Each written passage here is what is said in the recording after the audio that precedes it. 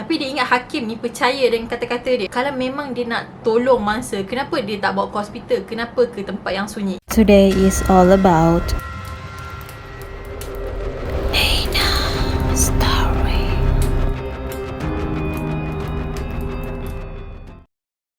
Hey guys, it's me Nina and welcome back to Nina Story. So hari ni aku nak cerita tentang sebuah kes yang aku rasa sangat-sangat jijik, iaitu kes rogol. Mangsa dia pula baru je berumur 10 tahun dan masih lagi budak-budak. Lepas budak ni kena culik dengan suspek, dia ni telah dibawa ke kubur Cina. So dekat sinilah suspek ni melepaskan nafsu binatang dia. Even dekat kubur pun still lagi tak ingat nak mati, right? Cerita kali ni aku harap sangat-sangat yang korang boleh ambil pengajaran. So aku tak nak bebel panjang-panjang dan aku akan teruskan kepada kronologi cerita apa yang jadi dekat budak tu dan apa sebenarnya yang suspek ni telah buat.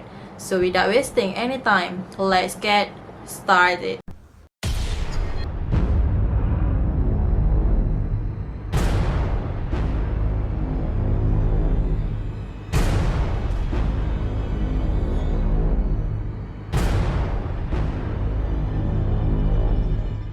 Kes ni telah terjadi di Muar Johor pada 28 Januari pada tahun 2014 sekitar pukul 1.30 petang. Suspek pada masa tu berusia 37 tahun dan dikatakan pada masa tu dia ni di bawah pengaruh dadah. Aku dah cuba search dekat Google untuk cari nama suspek ni, tapi sorry, aku memang tak jumpa langsung nama suspek ni. Jadi aku akan gelarkan dia sebagai suspek je lah. Manakala mangsa ni pula budak perempuan yang baru berusia 10 tahun dan dia ni dalam perjalanan dia nak ke sekolah. Masa tu mangsa ni tengah kayuh basikal nak ke sekolah dan dia telah melalui sebuah tempat yang agak sunyi dan semak. Sebelum ni dia lalu dekat situ memang tak ada apa-apa masalah pun. Dia memang selalu guna jalan pintas tu, iaitu jalan Kebun Getah nak ke sekolah dia. Jalan tu satu-satunya jalan pintas yang paling dekat dengan rumah dia nak ke sekolah. Cuma mungkin pada hari tu nasib dia tak berapa nak baik. Masa mangsa lalu dekat jalan Kebun Getah tu, suspek ni stop kereta dia dekat situ juga. Alhamdulillah.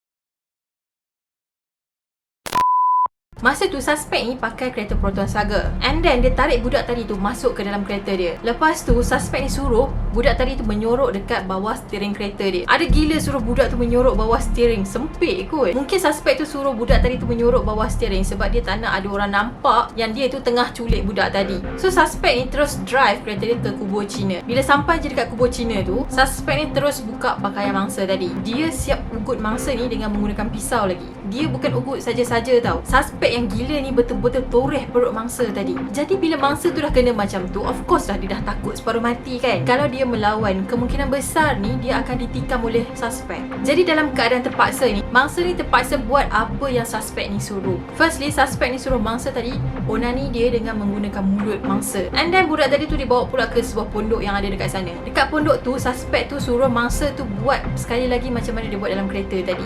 Lepas suspek ni puas, dia bawa budak tadi tu masuk ke dalam kereta dia pula. Dekat dalam kereta ni, suspek suruh mangsa baring dekat kerusi belakang. Pada masa ni lah, suspek telah meragut kesucian mangsa. Seriously, aku tak dapat nak bayangkan keadaan dia, perasaan dia pada masa tu. Dia baru berumur 10 tahun je pada masa tu, tapi dia terpaksa melalui pengalaman yang sangat-sangat menakutkan bagi dia.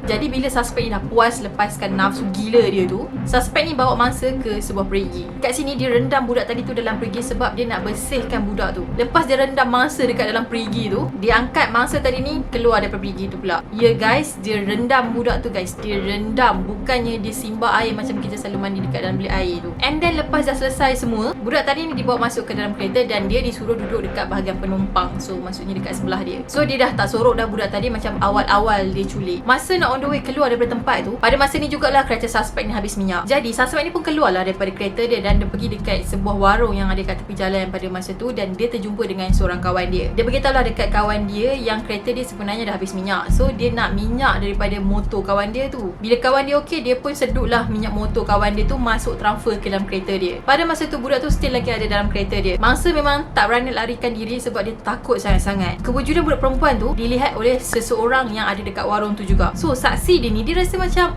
curiga sikit dengan budak tu. And then dia pun hafal lah nombor plate kereta suspek tadi dan kemudian dia call polis. Manakala suspek pada masa tu lepas dia isi minyak dalam tangki kereta dia, dia pun drive lah pergi ke stesen minyak. Saksi tadi dia call polis dalam pukul 2.30 petang macam tu. Selepas dia nampak suspek dengan mangsa dekat warung tadi. Dalam masa 15 minit je, pihak polis berjaya menangkap suspek. Aku memang respect gila dengan polis sebab diorang memang cekap betul buat kerja.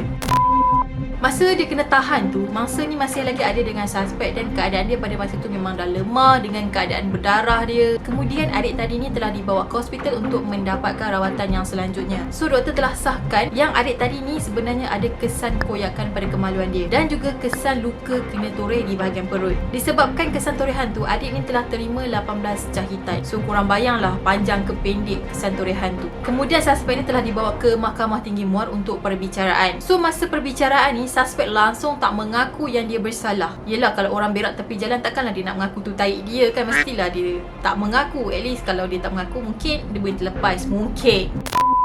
So masa perbicaraan tu, suspek ni kata semasa kejadian tu, suspek ni terlanggar mangsa yang tengah berbasikal. Kononnya pada masa tu dia nak ke rumah seseorang untuk buat shilling rumah. So lepas dia terlanggar mangsa tu, mangsa ni pun ada kesan luka dekat bahagian perut. Bila dia dah nampak luka tu, dia bawa lah adik tu masuk ke dalam kereta dia. Sebabnya dia kata dia nak cuci luka tu. And then dia membawa lah adik ni ke sebuah tempat yang sunyi. Tapi dia ingat hakim ni percaya dengan kata-kata dia. Kalau memang dia nak tolong mangsa, kenapa dia tak bawa ke hospital? Kenapa ke tempat yang sunyi? So bila sampai dekat tempat kejadian ni, suspek ni kata dekat situ dia sempat lagi lah hisap dadah jenis ais. Masa dia tengah hisap dadah tu, dia pun suruh lah adik tadi tu buka baju dia sebab dia nak cuci luka budak tadi tu. Kononnya lepas budak tu buka baju, dia pun tolonglah cuci luka yang ada dekat perut mangsa tu.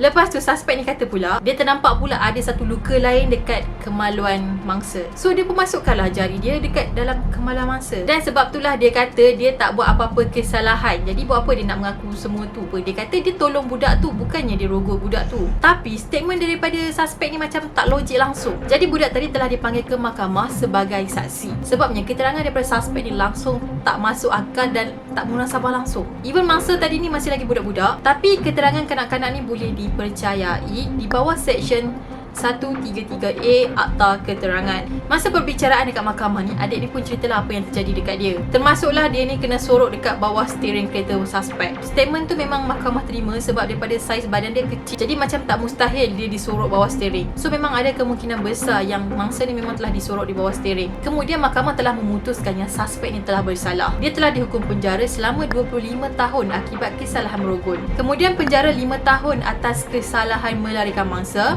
memuaskan nafsu secara luar tabi'i dan melukakan mangsa. Untuk kecederaan guna pisau pula, suspek telah dijatuhkan penjara selama 3 tahun. So jumlah suspek kena penjara adalah 33 tahun. Dan bagi kesalahan oral seks pula, suspek kena penjara 5 tahun lagi. Jadi lepas ditambah kesemuanya, suspek akan meringkuk di dalam penjara selama 38 tahun. Selain tu, suspek juga terima sebatan sebanyak 15 kali.